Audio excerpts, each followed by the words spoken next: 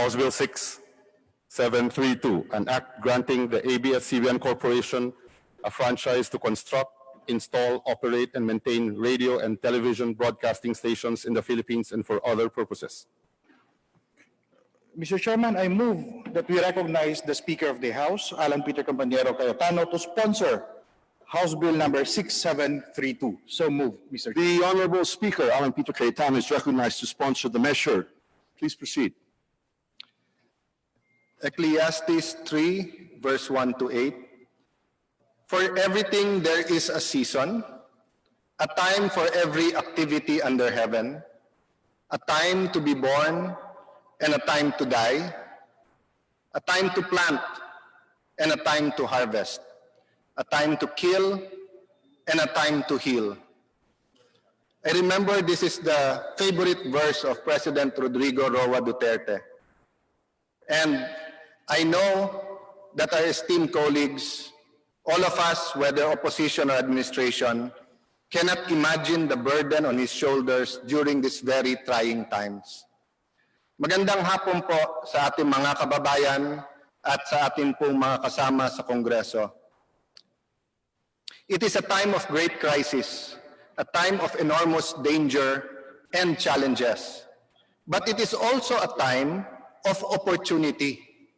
If we can quickly adapt, innovate, and manage in the midst of the pandemic, so time really is of the essence in everything we do.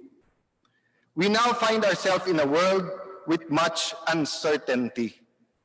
And it is during these times that we have to hold on to God's promise that there is a proper time for everything.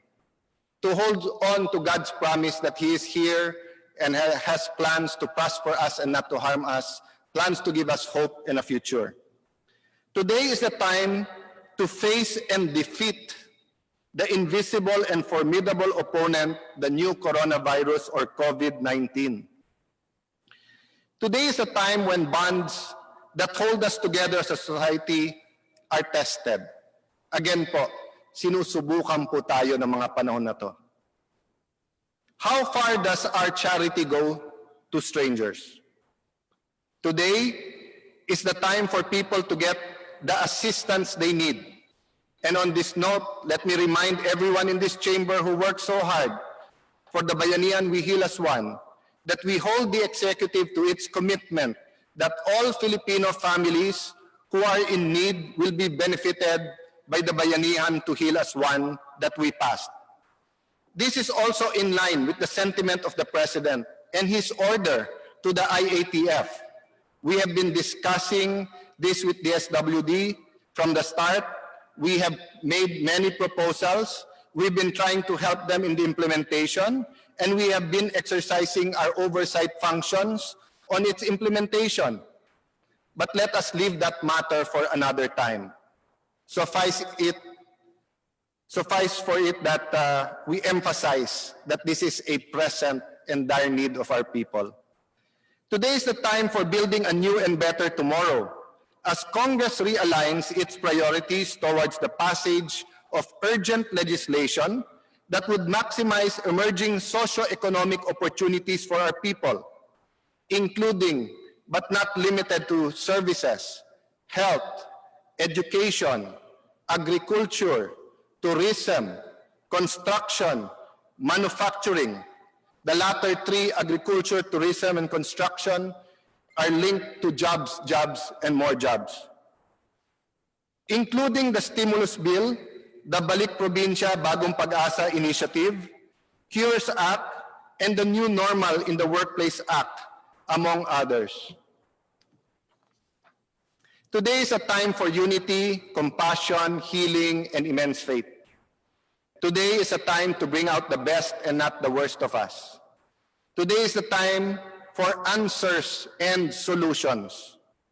But to find the correct answers and to find real solutions, we have to first ask right questions. Garbage in, garbage out. Mali po tanong natin, mali po ang magiging sagot. We can't just ask what tomorrow will be. We first have to ask what is important to us today. We can't just have we can't just ask, how will we get through this crisis without asking ourselves, how did we get into it? And we can't just ask how we can rebuild our lives. We have to ask, how can we build back better? Paano na ang mga manggagawang nag-iisip kung may trabaho pa silang babalikan? Paano po mga OFWs na may napundar na konting negosyo pero mukhang magsasara? Paano po mga OFWs na hindi siguradong makakabalik sa mga bansang pinagtatrabahoan nila? Paano po mga OFWs na kailangan ng umuwi at pinapauwi na sa bansang nag-host sa kanila pero hindi na sweldohan o halos walang naipon? Paano po ang ating mga estudyante? Hindi pa makakapag-aral? Paano ang social distancing? Kulang na nga ang classrooms. Meron pang shifting sa ibang mga eskwelahan. 40, 50, 60 ang laman ng isang classroom. May K-12 pa na nagdagdag 2 taon. Paano na po sila ngayon? Ano po ang remedyo? Ano po ang solusyon? Ano ang oportunidad? Ilan ang negosyong malulugi at magsasara? Paano po natin mabibigyan ng pagkakataon yung iba na magtayo ng negosyo o mabuhay yung kanilang negosyo o hindi masayang ang kanilang pinundar sa kanilang mga negosyo? Presyo ba ay tataas? Trabaho ba ay nandoon pa? Kita ba ay mawawala? Presyo, trabaho, kita ang nasa isipan ng ating mga kababayan. Ang mga probinsya at mga lungsod na turismo lang ang inaasahan o halos inaasahan sa kanilang kabuhayan at tourism-related industries. Paano po sila ngayon? Ni walang nagplaplano po na mag-travel o maging turista sa mga panahon na to. Ang mga padyak, tricycle at jeepney drivers na dati nang isang kahig, isang tuka. Pero ngayon po dahil sa social distancing, pihadong hihina ang kanilang kita. Ano ang mga oportunidad ang sisibol sa gitna ng trahedyang ito? At ano ang kailangan nating gawin para hindi tayo mapag-iwanan? Karamihan po sa naitanong ko po, yung pa lang po sa socio-economic, wala po dyan sa kalusugan. Maraming nag-aalala na pag tayo nag-open up, ilan ang magkakasakit? Paano kung nagkasakit? Mababayaran ba ito? Will there be enough doctors, nurses? Will there be enough health facilities? Are we ready for this? These are just a few of the serious and important questions that Congress have been grappling with even before the pandemic struck, and more so since. This is where I'd like to thank all of our colleagues led by the Majority Leader, Martin Romualdez. You did not take a vacation, hindi po kayo nagtago, inunan niyo po ang constituents niyo at tinuloy-tuloy niyo po ang trabaho during our break para po malabanan natin ang COVID-19. Sinuportahan niyo po ang administrasyon at bumunot kayo sa sarili niyong bulsa. Salamat po sa inyo. As God's creation, we have always pondered on the meaning of life. We have thought about the purpose of life, of our lives, of the lives of others. And now, policymakers and leaders in all sectors have to adapt, have to innovate, have to manage while pondering on new life. Ano ba ang magiging bagong buhay natin? On the new economy. Ano magiging itsura ng ekonomiya natin pagkatapos nito? And of course, what is now being called the new normal. But important as these questions may be, we have no choice but to put them aside for the moment and deal with the franchise of Abs-Cbn. And this is really where the leadership of Congress is coming from. Together with the minority, the deputy minority leaders, the deputy majority leaders, the minority, deputy minority leaders, our deputy speakers led by Deputy Speaker Pulong Duterte, this is where we're coming from. We believe that these questions require our 100% attention. Yung bagong buhay, bagong ekonomiya, bagong normal. Dapat po 101% pa ang ating attention dito. Not just by Congress, but by the entire nation. If there is one thing that people remember about what I say today, about the work of government during this time, it is this: nothing can be more important to our people than the government defeating COVID-19 at this point in time. Okay po? Alam ko po, mayroon tayong spirito, may katawan. Alam po natin, gusto natin ng habang buhay na everlasting life, no? Through our Lord and Savior, kung ano man paniniwala natin spiritual. Pero ngayon po, death and sickness is facing us in the eye. And they are looking to the IATF. They are looking to the President. They're looking to the Senate.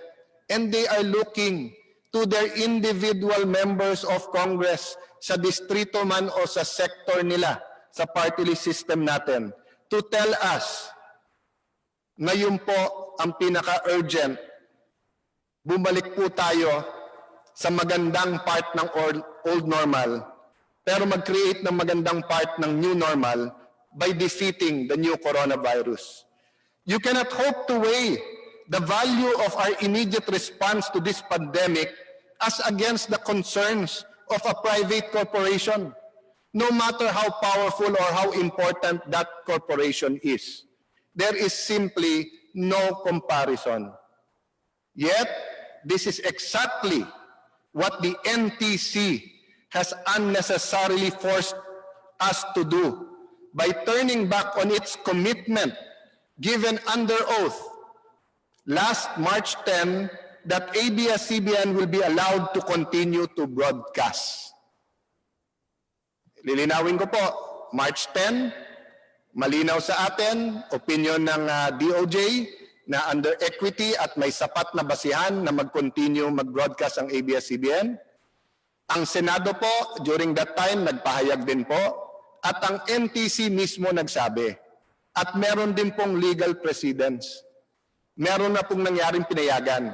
Sabi nila ngayon, never sila nag-issue ng provisional authority, but never din po sila nag-issue ng cease and desist habang pending pa. Ang punto po, nangako sila sa atin. And we can only act based on the facts given to us. Eh kung nandito po ang DOH at mangangako po sila na tapos na ang pandemic at binago natin ang regulasyon, hindi ba tama na sundin natin po yung scientific evidence? Kung mali, hindi ba dapat sabihan tayo kaagad? By the way, ang testimony namin mali o nagbago o may bagong ebidensya na nagpapakitang bago ito. We can agree to disagree on the merits of the legal opinions of the Department of Justice, the Senate, the House of Representatives on one side, and the Solicitor General on the other. But the fact is, if only the NTC had said to us from the outset that they could not give the network a provisional authority or that they would not allow ABS-CBN to broadcast after the expiration of their 25-year franchise, then we would have not relied on their word. And this piece of legislation that we are acting upon now may have been acted upon during that time. Ang Kongreso po, ang 18th Congress po ay solusyon na naghahanap ng problema. Hindi po tayo naghihintay na may problema, bibigyan natin solusyon. Hindi po. Wala pa ho yung problema, naghahanap na tayo ng solusyon. Peace.